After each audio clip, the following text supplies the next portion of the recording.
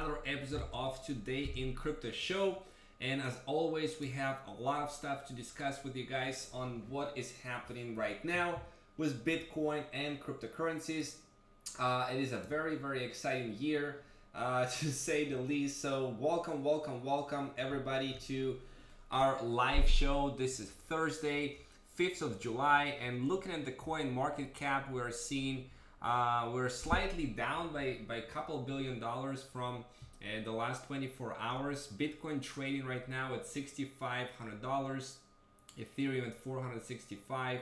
So we're seeing a slight, and this constant battle between the bulls and the bears, but the volume is not that big on this one. So we're still, I'm seeing slight recovery from the last week, which Bitcoin traded at the all-time low this year of $5,900. So we are in recovery phase, and today we are discussing some interesting news like this one, for example. Isn't it a surprise that Coinbase custodial service for institutional investors is now open for business just at the moment when we are in the most bearish market, right here, when it was at the very bottom of this year 2018. Why it isn't a surprise? Because they are targeting huge institutional investors and ICO teams, leading crypto hedge funds, because the minimum investment here is $10 million plus $100,000 initiation fee. So basically, this service is for these big hedge funds and institutions to allow them to do cold storage and do transaction settlements, collect dividends, all kinds of cool things that they just need in order to manage large amount of money. But think about the amount of billions of dollars that is going to flow into the market as Coinbase basically is targeting at least 100 hedge funds this year 2018. And as CEO Olaf Carlson is saying, Coinbase is incredibly well positioned to store the next $100 billion of crypto assets. So as all of this new money will flow into cryptocurrencies, that will create this will create the next bull market, I believe. And not those people with huge sums of money, they don't like to buy when market is at the peak, of course. So they launch it right at the bottom of the market so that they could come in and purchase a lot of Bitcoin. So it's going to be interesting to see the next several months how this will affect the prices for Bitcoin. Now, EOS has interesting news, one negative and one more positive. EOS, as you know, is a decentralized application network that is competing with Ethereum, that allow other companies, other projects to build their own tokens on them, right? So EOS has experienced some gains this week, but the problem is that they haven't not anticipated is the RAM memory. It's basically they're using this RAM memory to run the operation. Like those developers, they're working on creating the infrastructure. They need the RAM memory, and apparently this RAM memory is being sold on the EOS network, and those people who have the RAM memory are able to hoard, according to the new changes to the protocol that have been made in EOS in May. So it was 2 months ago.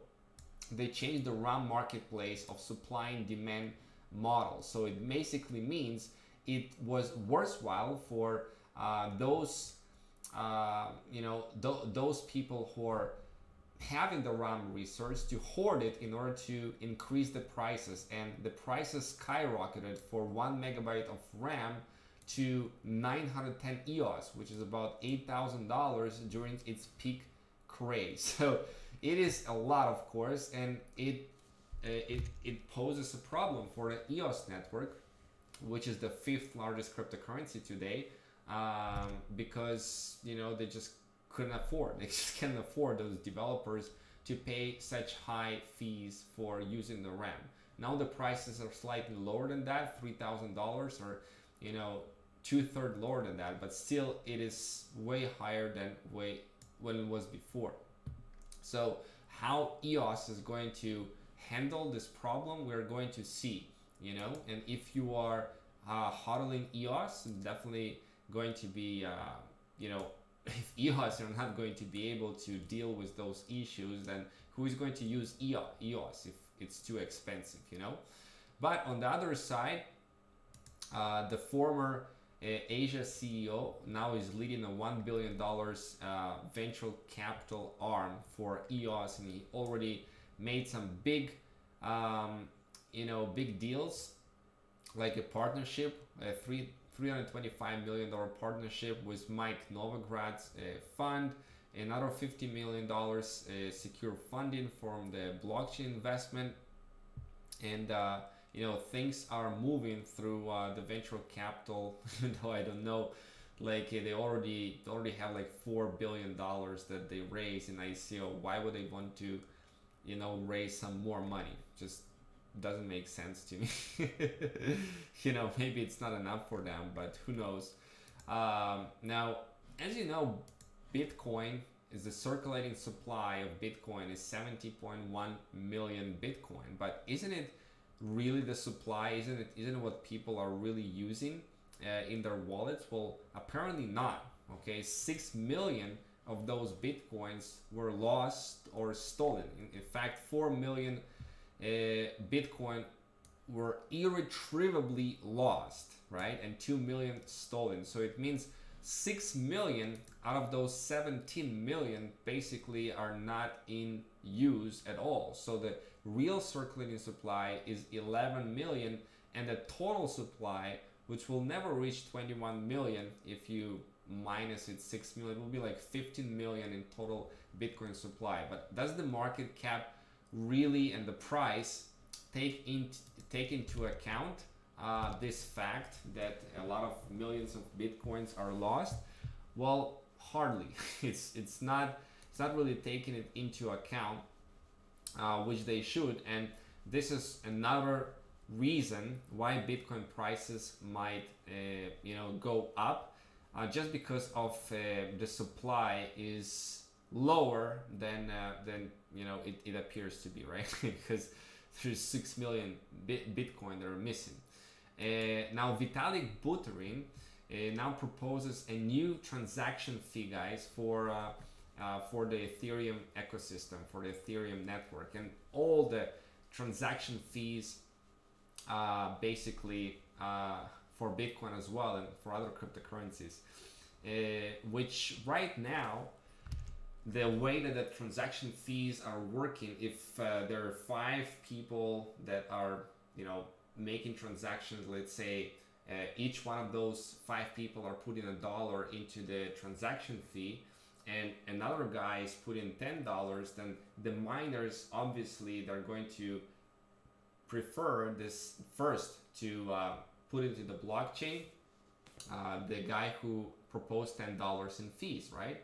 Well, basically that in itself leads to rises in the cost of transaction fees, because other miners and other people who are using the blockchain, they'll see, okay, this guy's proposed $10, what about $11, $12? You know, they are going to increase the price. Well, the way that Vitalik Buterin is doing now is basically kind of an auction-based fee system, in which you know, they're just going to lower, if somebody is going to propose some high fees, because maybe its wallet, the wallet that he's using, is disillusional about the current state of fees and proposing much higher fees than he should pay, it will not affect the network, and it will lower the fees anyways that he's paying.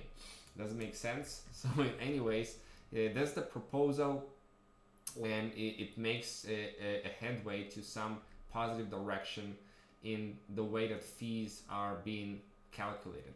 Now Ripple, the 3rd largest cryptocurrencies, is facing yet another claim and lawsuit in the Superior Court, and basically, you know, saying that they are operating and have operated as a security, right?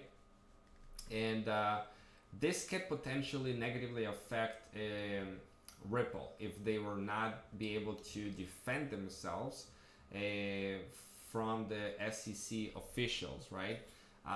That were representing the company in the first lawsuit. So they already said before that Ripple is not a security, and they try to, distance themselves from the cryptocurrency itself, Ripple.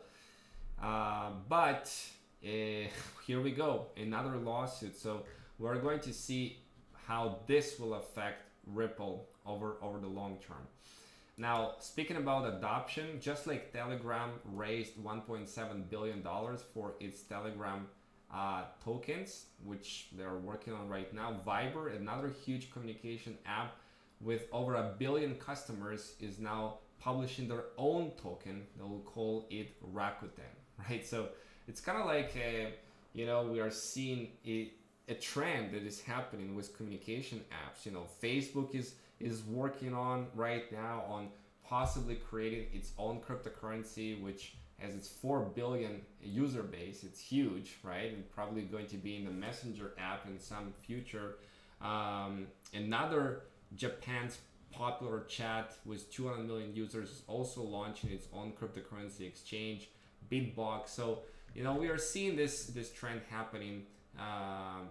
Which each major communication app with large user base is launching their own its own tokens. And speaking about adoption, now you can buy yourself a Mustang car with Bitcoin, Litecoin, Ethereum, and Bitcoin Cash, and even MTC, which I don't even know what this currency is. But there's a lot of people that hold vast amounts of cryptocurrency because they were early adopters and whatnot, and they want to expand obviously the amount of people buying their cars and the customer base.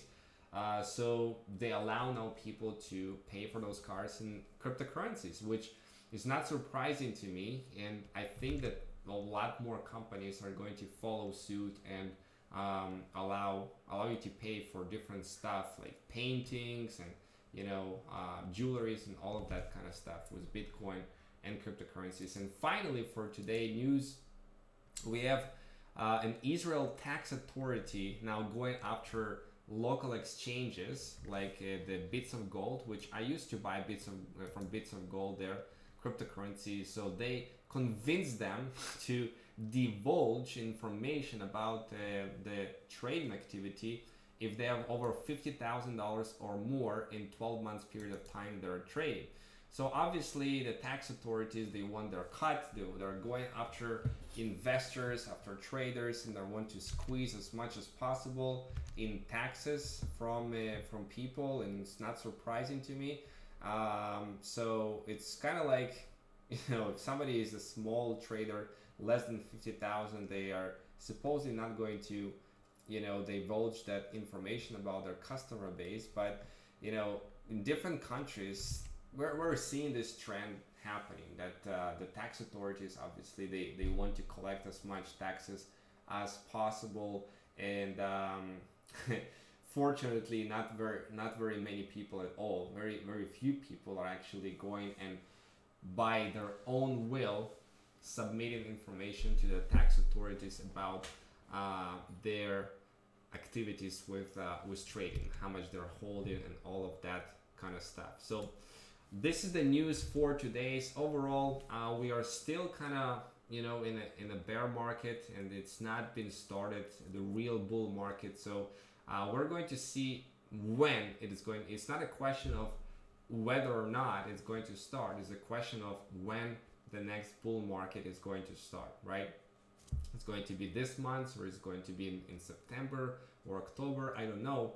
But possibly when it's going to come intense, and you're going to see a huge dramatic change in the crypto market, and we're going to be above $1 trillion in overall market cap, right? Right now it's about 265 billion. So we have a long way to go.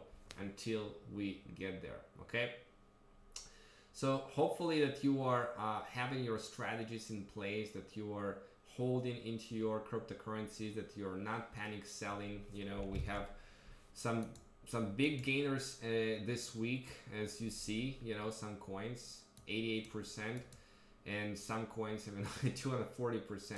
That's a lot in 7 days.